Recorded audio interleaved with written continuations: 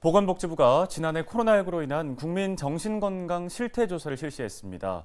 코로나19 발생 초기보다 자살을 생각한 사람의 비율이 40% 증가한 것으로 나타났는데요. 뿐만 아니라 5명 중에 1명은 우울 위험인 것으로 확인됐습니다. 네, 관련 내용을 단국대학교 심리학과의 임명호 교수 연결해서 이야기 나눠보겠습니다. 자, 교수님 먼저 코로나19 발생 초기와 비교를 해서 자살을 생각하는 사람도 많아졌고 또 우울 위험이 높은 사람도 늘었습니다. 코로나19 상황이 좀 우울감을 주는 주된 요인으로 봐야 할 텐데요. 어떻게 보십니까? 네. 말씀하신 정신건강 실태조사를 좀 보면 1년 전에는 자살 생각이 9.7% 였는데 13.6%로 전년 대비 40% 증가를 했고요. 또 우울증 유병률은 5 명에 1 명이니까 20% 정도인데요. 이게 코로나 전에 비하면 우울증이 2배 이상 늘어난 수치입니다. 코로나19로 인한 재난이 벌써 3 년째인데요. 우울감을 주는 요인을 좀 생각해 보면 아마 경제적인 어려움으로 인한 스트레스도 있고 또 코로나에 대한 두려움도 영향이 좀 있겠죠.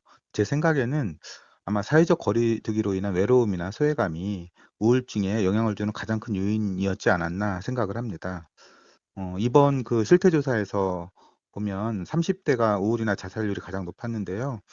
사회적으로 가장 활발해야 되는 시기인데 이 시기에 이제 사회와 단절이 되면서 오는 스트레스가 우울감에 영향을 많이 주는 것 같습니다. 네, 그러면 내가 현재 우울증을 겪고 있는지 알아보기 위해서 어떤 부분들을 살펴봐야 할지 궁금한데요. 이런 기분이 좀 든다 하면 우울증이다. 이런 기준이 혹시 있을까요? 네네. DSM-5라고 하는 진단 기준이 있어요.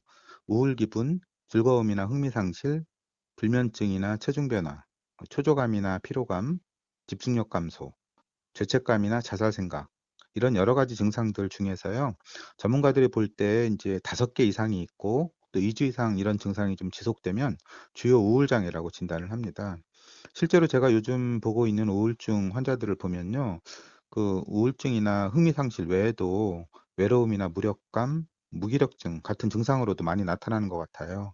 아마 사회적인 고립이나 직장 생활 그리고 사업 장에서의 어려움이 우울증에 영향을 많이 주는 것 같습니다.